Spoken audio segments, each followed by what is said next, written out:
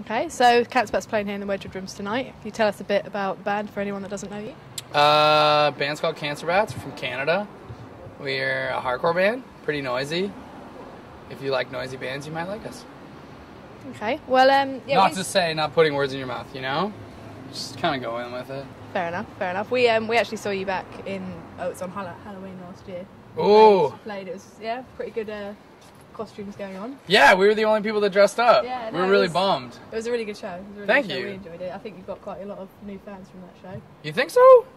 I don't know. We were all talking about that show, how we thought we went over like real bad because we felt like there was, maybe we just scared Funeral for a Friend fans, but we definitely came on stage, for people that weren't at the show, came on stage wearing like corpse makeup. Like we had like, our eyes were all blacked out. I was wearing like a 14-year-old's like skeleton costume that I just cut to make fit on me and like had taped the skeleton pieces to my jeans. Our bass player just didn't even wear a shirt. He had like Misfits lyrics written on his chest. And so when we came on stage, we thought it would be like Halloween party, but we realized that, I don't know. It wasn't. Yeah, people did not come to a Funeral for a Friend show for a Halloween party, which is fair.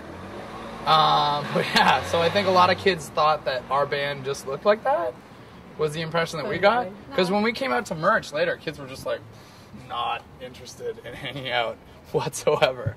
So we were just like, but yeah, it seems like this show's gonna do well. So yeah, how does it feel doing your own headline show now? Really rad. Yeah, I'm stoked. All of the shows have been rad. I'm saying rad a lot. It's been really rad. Things have been rad. Kids are rad. England's rad.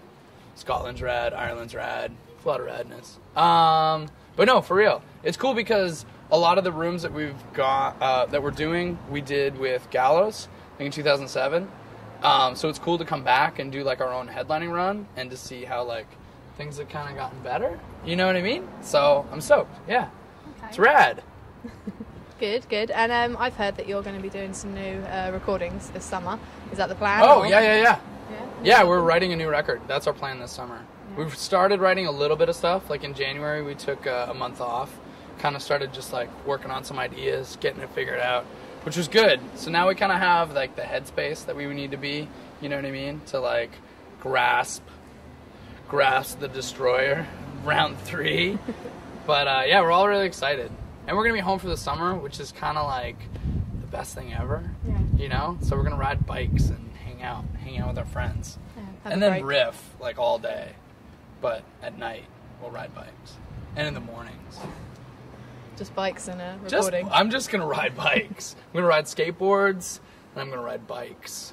And then I'm going to ride riffs. I'm going to ride shredding riffs. I'm going to try my best, at least. Hang on for dear life. That's my goal. That's my summer plan. See my girlfriend and my best friends. And, yeah. Alex on Fire, they do a lot homies, bros, dudes, friends. Good, good. And Dallas Green, you do poke fun at him a bit from some of your videos. I think just like as far as friends bust each other's balls, that's kind of where that was coming from. It started with like the French immersion video, and we were like, the director was like, oh, you should be singing something while you unlock a bike. And I was like, oh, I should like, you know, sing Dal's song. Because I thought it was funny because he has a beautiful voice and I don't. So we were just like, that'll be funny. So we did that, and then he was just like, he actually suckered me super bad. He made me think that he was really pissed off, and like all of his friends who were out on like the City and Color tour were like, Dal's fucking pissed at you. And I was like, oh no. And I was trying to text them, and apparently they were like all backstage laughing at me because I was like freaking out. I was super tired and I was super bummed. I was super everything. Fair enough. But yeah, so then the second time that we did it, that was all George. I'm going to say that. George Pettit was like, we have to bust on Dal again. And I was like, no. You know what I mean? Like, I don't want to, like, you know, be all over him. Because I love Dal. But then at the same time, he was just like, no, we got to fucking do this. So he still did it. And we all did it. It was fun. But that's when I put my foot down. And I was like, I love Dallas Green. I'm not doing this anymore. I'm going to leave him alone now. Yeah. Especially because, like, Bring Me Your Love, that record that came out, just, like, shut the world up. Just, like, check this out. It was like the Carter 3, but for folk music. You know what I mean? Same level, I think. Yeah. We're all about live music. That's what we're all about. What would you say is one of the things you enjoy most about playing live? I just like it because it's always different. I mean, the fact that for the most part, like, it's still the same what we're doing. Do you know what I mean? We're always playing the same songs. Or, you know, for the most part, we're playing the same set. And but the fact that we're changing, you know what I mean? Like, the city, the stage, the kids, like, everything's always, like, so different each time. And you never know what you're going to expect, you know? So it's always fun that way. It's like, sometimes you're really funny, and sometimes you're totally not. And some days, kids are so fucking stoked. And then other days, kids are kind of just chilling out, you know? So it's fun to just, like, see what's going to happen. And, like, I don't know. That's what I like about it. Yeah. And what about seeing bands live? What would you say to anyone that, you know, is thinking about seeing a band that they like? You know, what would you say is, like, good about seeing live bands? What's good about seeing live bands? It's more fun than a record. I thought you were going to say, like, what's my advice? Like, don't get too wasted, because it kind of sucks when you forget. Say that. That's a bum out. Spend money on your ticket and you don't remember the band, or you're barfing when they're playing. Come on, kids. Smarten up. Let's get it together. But, I don't know. Yeah. Look nice so you feel confident in the pit. Don't be shy. Have fun. If you know the words, sing along. Yeah. Do you guys want to meet the man behind the music? The man behind the music? Get in here. This is Stanley Richard Somerville. This is our tour manager. He's our driver, and he's one of my best friends. I'd like you to introduce him. Hello. How you doing? You alright? How are you doing the tour so far? It's awesome.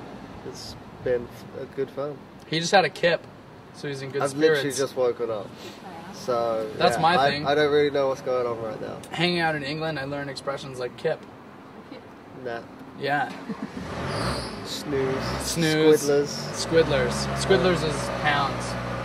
Or poons, as they call them in Ireland. What's kebab, not kebab. Oh, pitta. In North America, it's spelled with one T. Weird, right? Yeah. So we all grow up and we're like, it's pronounced pita, dude. And then he'd be like, no, it's pronounced pitta. Look at the sign. And we're like, fuck me. Those are two T's. I was pretending like I was reading. Fuck! Those are two T's, bro. And I'll be like, chips and a pitta, please. I stand corrected. That's me. That's me in England. Just standing corrected. Feeling bad. Have you learnt a lot from our country so far? Yeah, we say zebra in North America. You guys say zebra. Didn't know that one. That one blew me away.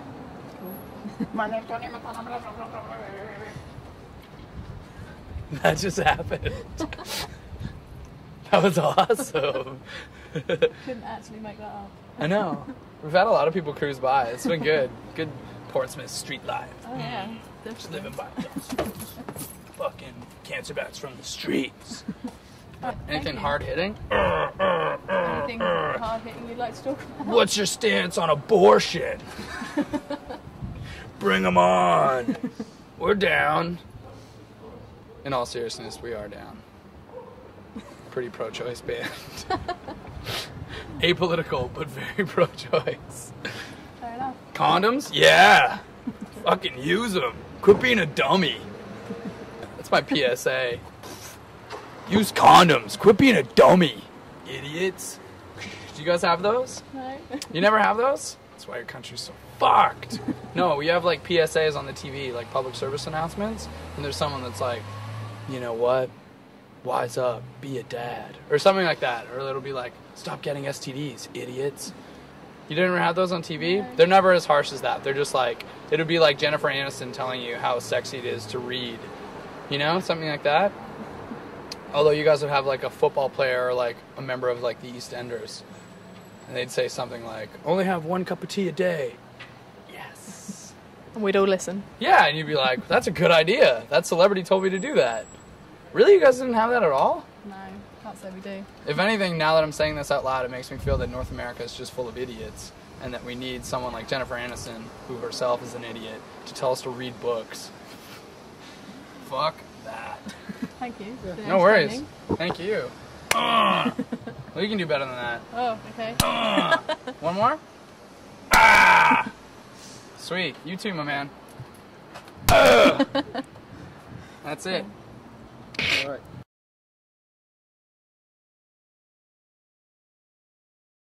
Just keep going. Just in case.